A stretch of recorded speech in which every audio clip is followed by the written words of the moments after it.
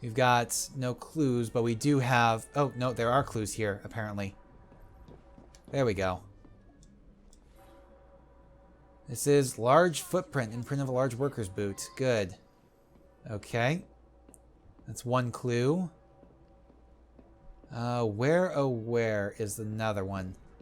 Thought I saw something over here, but I could be wrong. Yeah. But there is something we can talk to this guy about. You know, Wilkins. Wasn't the type to beat the children. On the contrary, he was forever getting in fights, trying to stop that sort of thing. The fumes Bandana. can be a bit much in the brewery. When the men work in there, they wear bandanas. Okay. Now back to the brewery entrance. Now there should be another clue around here somewhere, but I'm not seeing anything. So let's go ahead and talk to this guy. Well, I was inside the brewery all day. I wear my bandana in there. Man has to, what with all the smells and fumes. Okay. Now I'm missing a clue here in the brewery entrance. I don't know where or what it is unless... Ah, there it is. Okay. Cigarettes. Stubbed out cigarette butts. I should ask more questions. Yep. Let's ask more of Morris. I don't much know who smokes here. Maybe Taylor. Cigarette might be his. Okay. So let's go back over to the coal yard. Continue the investigation. Okay, cigarette. Smoking months ago. You know, I saw somebody from the brewery having a smoke this morning. Didn't see who it was though. Great. Am I gonna have to go back there again? Yep. Gotta go back to the brewery entrance again. I'm starting to think it was Morris that did it. Well, like I said, I was inside. Didn't get a chance to come out to smoke. Colton left, though. You could talk to him. He's working in the loading area just now. Okay. Well, on to the loading area then. This is a lot more involved than I thought it was going to be. This is a lot more expansive than what it was in Unity, which I don't think I ever really got a chance to show off. Really. There we go. We've got one thing here. Cigarettes. Stubbed out cigarette butts here in the loading area. I didn't ask about this. Yeah, not yet. And here's the suspect. I was having a chat with one of the others when I heard a commotion and ran in there to find Wilkins dead. Poor bloke, killed by that filthy little bastard that we feed and pay. I don't smoke, never did. So then who... Oh, very well. So I do smoke now and then. What's the matter? Okay. Have everything I need to make the mystery and solve an accusation. See, I'm thinking... Yeah. I'm just gonna go ahead and accuse this guy. Wilkins coddled the boys like a mother hen. He come along and stops me giving the boys a beating. Yep, I was right. It was him. That was much more difficult than it initially appeared. Well done. Oh, of course. He's the Mr. Colton that... Oh, duh. Okay. An altercation between a boy and a workman ends in death for the workman. The boy remembers lifting a knife, but not the actual killing. Did he do it? No. In fact, the dead worker, one John Wilkins, heard screams and ran to offer assistance. Once there, he found the boy unconscious and another workman, Tom Colton, standing unharmed. The Colton, long angry with Wilkins, thought fast and stabbed the man with the boy's knife. He then put his own bandana over Wilkins' face. Quick thinking, however, did not win out. Colton has been unmasked as the murderer. And there we have it, the first of the dreadful crimes. A simple matter of murder completed. Okay. Got a country cloak cape for that. And actually, speaking of which, I think we've been with Jacob for too long. We're going to switch back to Evie. There we go. She's got a lot of stuff to do. Yeah, let's check out our skills. So much stuff to get here. So many skills to purchase. Just go ahead, fill it all out. And there we go. Execute 2. Go ahead and get combat stamina. Make her just as good as her brother, if slightly different. Because she is stealth focused and he is combat focused. Okay. Oops. Right there. First strike 2. Okay. She's made it to level 9. And let's just fill out the rest of this.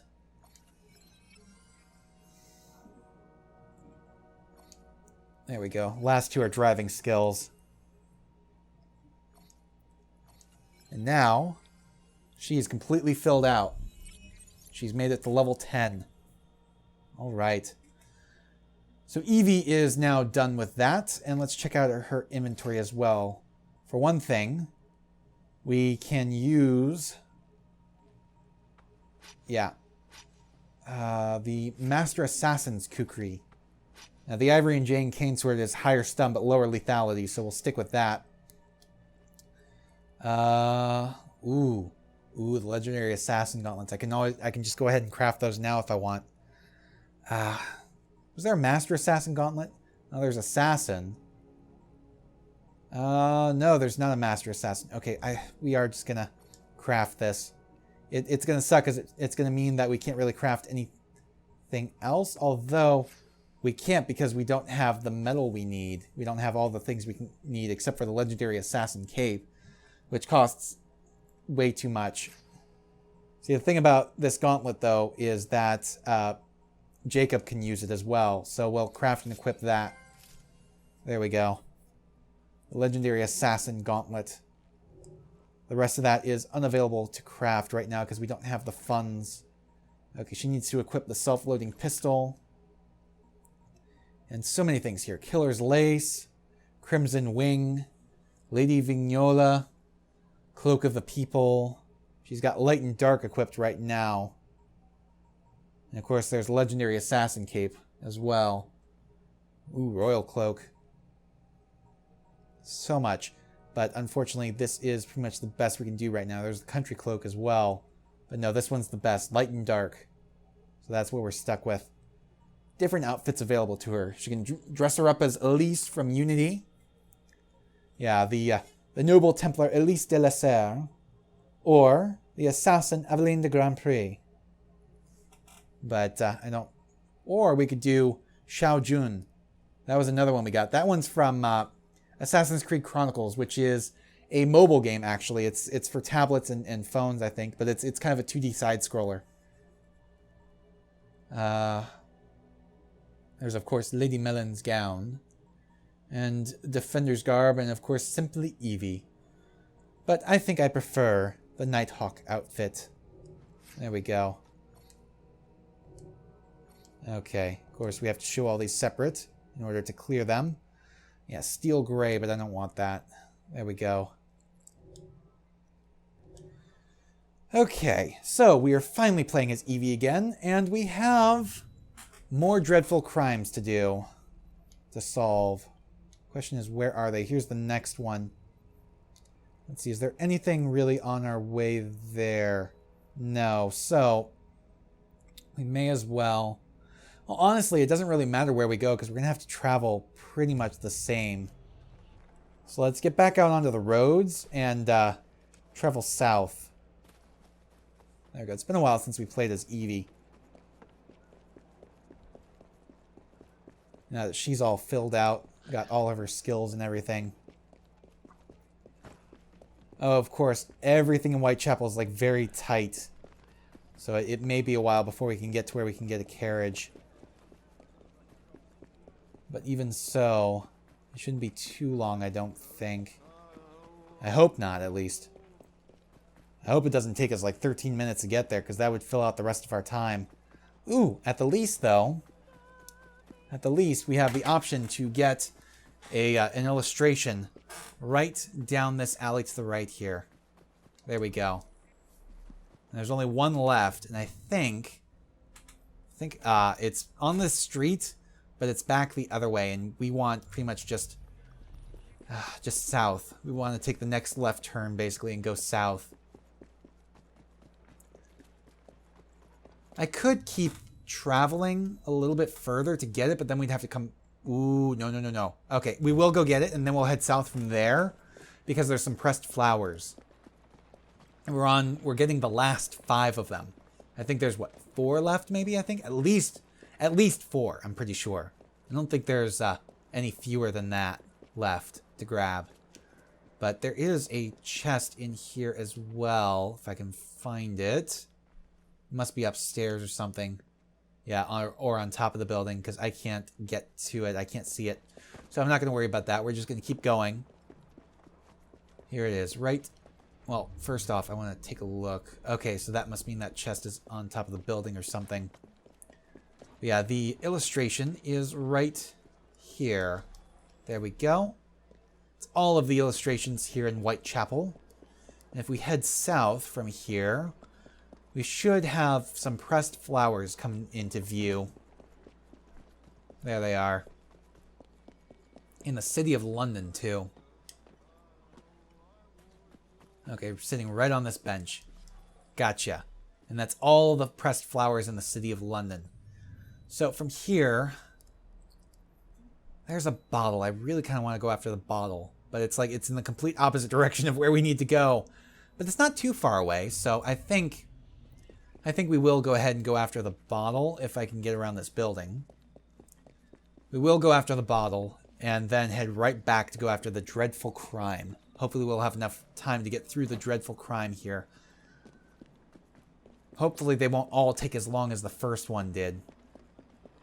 Okay, so back up this street and down the road and scare the bullies, apparently. There we go. To complete the crowd event. Okay. So, the bottle. Where is the bottle? How far away is it? Oh, of course. It's on this block, but it's down below. It's down south. There it is. Just popped into view briefly there.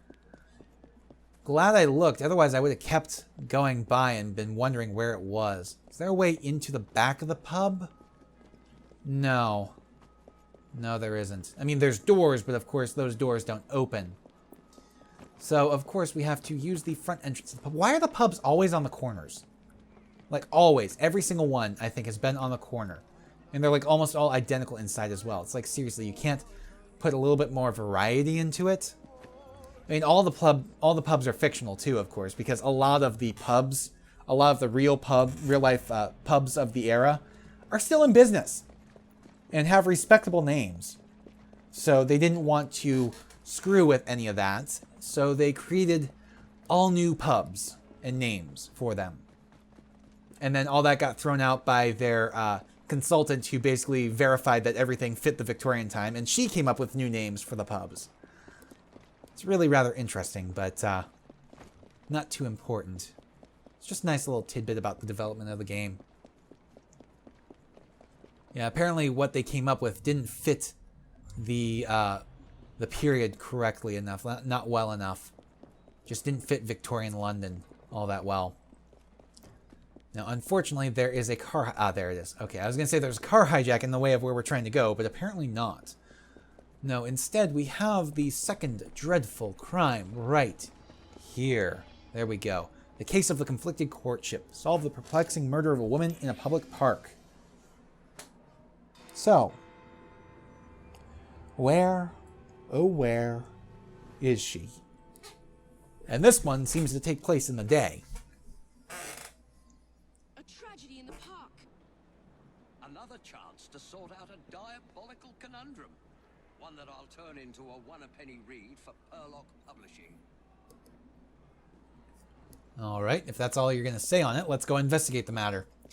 Heading over to the park. I wonder how many places there will be to investigate for this one. Okay, so let's find all the clues first before we start interrogating people. For example, the body. Let's inspect the body. A young woman with identifying papers, stabbed many times in highly violent manner. Wounds indicate a left-handed attacker. Okay. And this is her bag, I'm guessing. Packet, a small paper packet containing powdered medication stamped Dr. Trevor Alton with an address. Someone could tell me more about this. Let's hope. Another investigation zone available to us. These look like blood smears. Here's the knife. Bloodied murder weapon. It's a standard butcher knife. Or standard kitchen knife, rather. Okay, and the last clue here is her purse or satchel. Handbag. Contains an appointment diary. 10 a.m. Trevor Park. Noon. Gilbert. His house. The address is indicated on the back of the agenda. I should ask more questions. Yes. I have not found anybody to... yeah, there's nobody here to interrogate. So we've got Gilbert's house and Dr. Alton's office. Hopefully not too far away from each other. And we've got people there as well in both places. So since the woman stopped off at the doctor's office first, let's go investigate there. People are having a gay old time back here. Okay. Clues. Let's find our clues first before we ask questions. Dr. Alton's office doctor's note. Dear Miss Knight, I would ask you to please suspend Mr. Shelby's prescription. This note, as well as all medical entries in the office, appear to be written by a red-handed man. So it's unlikely that he will be our killer. Now, I'm not seeing any more clues on the first floor here, but maybe on the second. Here we go. Here's one. Okay. This is Prudence's medical file. Miss Brown came to see me oppressed with grave anxiety concerning a recent engagement. This was not a medical concern, but nevertheless I prescribed a mild sedative. However, she has since embarked on an irregular relationship with me, with someone I shall not name. The situation is intolerable. Okay. What else? There's another one over here. We've got Shelby's medical file. Since using this treatment, Mr. Shelby has overcome his paralyzing timidity with astonishing success. However, owing to the effects I've seen of the same drug on Mr. Baxter, I feel obliged to terminate Mr. Shelby's use altogether. I haven't asked anybody about anything yet. I'm still looking for clues. There should still be 2 more here in the doctor's office. Somewhere. Maybe on the top floor? I think it's the top floor. Next room over is where they are. There are so many suspects around here. Okay. What is going on? What the hell just happened? I have no idea what happened there. There we go. Baxter's medical file. Baxter now appears to be totally reliant on the treatment. He consumes far more than the prescribed dosage and is considerably demanding, or constantly demanding more. In addition, he has become alarmingly aggressive, going so far as to assault me physically. Furthermore, he has recklessly seduced several women over the past few weeks. I didn't ask about this. No, I haven't asked anybody about anything yet. And where the hell did she go? I have no idea what's going on. She is just... There we go. Okay. Did not want to exit. There we go. There's one last clue to look at. All right. Personal note. Doctor, I do hope that our professional relationship does not preclude a closer report. Yours most sincerely, Miss Claire Knight. Okay. So, now let's start interrogating people. For one, we can interrogate Dr. Trevor Alton. Oh my God, Prudence! How horrible! I was about to propose. But I don't understand. She and I didn't have a meeting arranged today. It is true that we sometimes meet in the park, but there was no arrangement for this morning. Okay. That's very odd indeed. Prudence was a patient here, but wasn't given this prescription. There's no reason that she should be carrying such a packet. And? Appreciate, I'm sure, that I cannot discuss the condition of any of my patients. All right. It's the best I can get from him. One suspect met. There's 2 more in here. They're both downstairs. All the way down. We have Mr. Shelby. I don't know any of Dr. Alton's other patients. And? Quite angry, actually. I was having such terrific results. I felt like a new man. Much more vigorous and outgoing. But the doctor has ended the prescription altogether for no reason. No reason, you say? I'm not entirely sure about that. And you, Miss Knight? Sorry to hear about her murder. She was a patient here, but increasingly began to stop by socially. Dr. Alton makes house calls to see him. Baxter doesn't come into the office. I make up the prescriptions and he picks them up at noon when I'm away at lunch. So she was meeting Dr. Alton in the park, was she? My understanding was that she was engaged to someone. In any case, the good doctor could do better, in my opinion. Perhaps now he will. Mr. Baxter apparently attacked the doctor yesterday. It was after hours, but the doctor did have a cut on his cheek. Poor man. Okay, and that's everything we can get out of her. So, now we have to go to Baxter's house, I think it is? Yeah, oh, Gilbert's house. Oh, his name is Gilbert Baxter, isn't it? Okay. So we head over there, talk to them, find all the clues and everything, and we should be golden to figure out what happened. We may have to talk to some people a couple times, though, if we uncover more clues here. Yeah, there's one clue in this house. Must be upstairs, because I'm not seeing it down here. There it is. Okay, what is it? Letter from Prudence. Dearest Gilbert, I have something of the utmost importance to tell you. I shall call tomorrow at noon. Please, dear Gilbert, know that whatever I have to say, I will always hold you in the highest esteem. Your Prudence. Letter gives Prudence's address. So that's another place to investigate, unfortunately. So let's talk to Mr. Gilbert then. Mr. Gilbert Baxter, I think it is. Prudence and I are engaged. Oh, Gilbert Higgins. I'm desperate to see her. She should be by any moment. She had something important to tell me. I'm worried she's going to break off the engagement. Prudence Why is that? has been so distant lately. I believe she has a misplaced affection for her doctor, the cat. I would make a much more appropriate husband, and the wedding is planned. Okay, so let's head over to Prudence's house then. Let's go figure out what's going on there, if I can. It is somewhere over this way.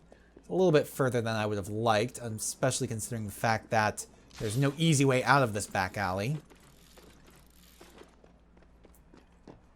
Hopefully this will be the last place we have to investigate. I was really hoping that this would go much quicker than the last one. Unfortunately, we've passed the 2-hour mark, but I'm not going to end it here. I want to end this mission first. Prudence's house, though, is apparently a decent ways away. Wow.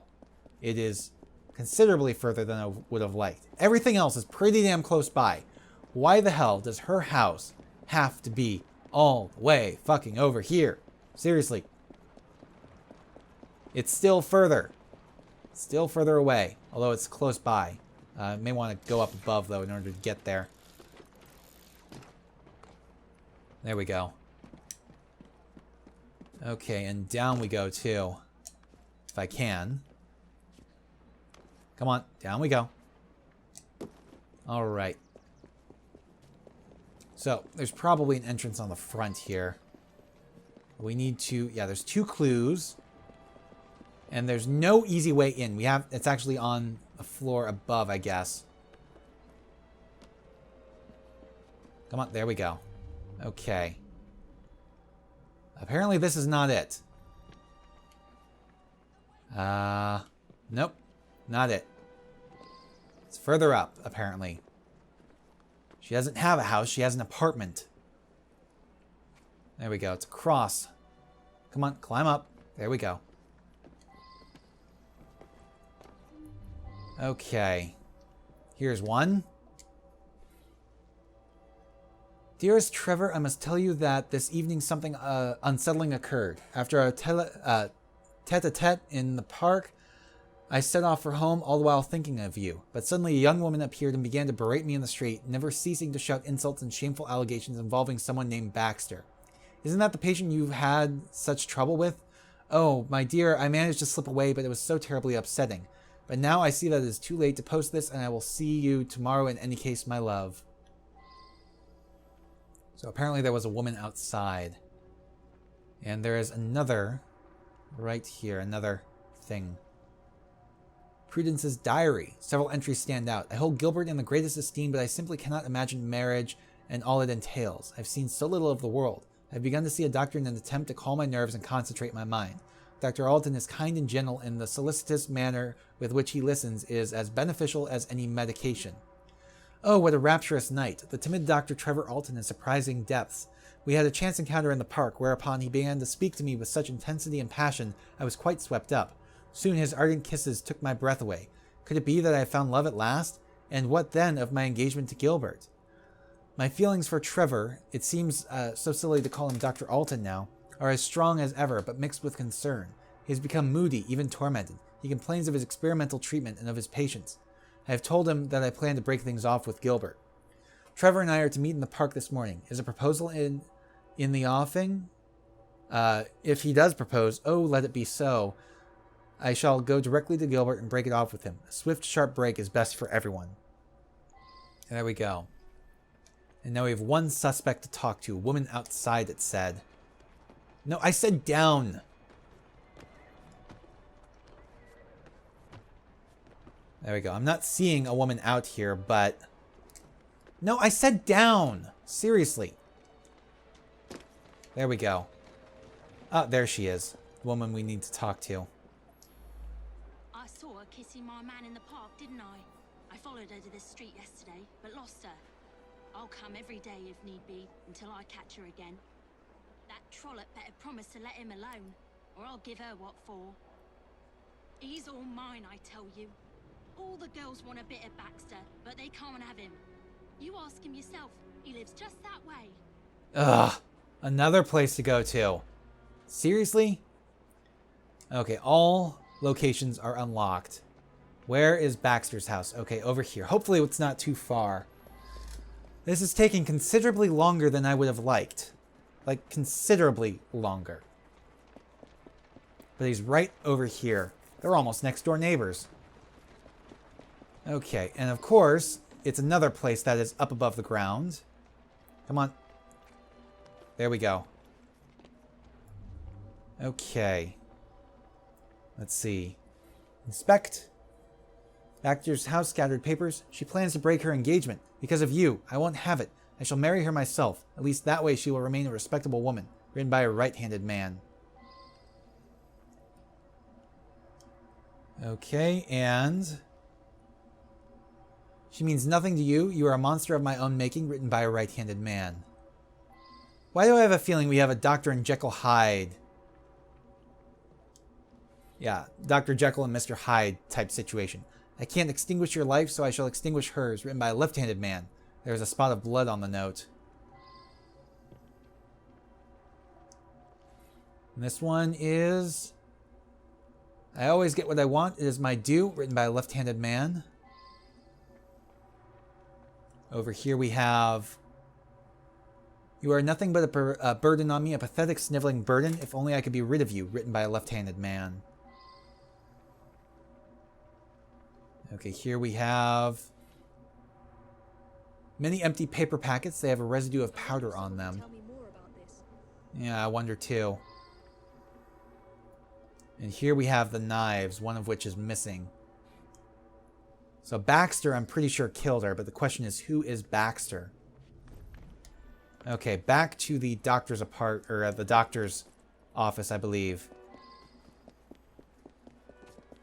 Although, it might be good to talk to that woman again if she's there. It'll tell me... No, there's nothing more to be gained from her. It would have a red exclamation from her if there was. So I'm pretty sure... Here, we'll take the carriage here to move things along a little bit, but I'm pretty sure... See, I'm thinking we have a Dr. Jekyll and Mr. Hyde type situation here where our good doctor is Baxter. That's what I'm thinking, but I don't know for sure. Anyways, let's get to the office, the doctor's office. And who is it we need to talk to? Ah, Miss Knight.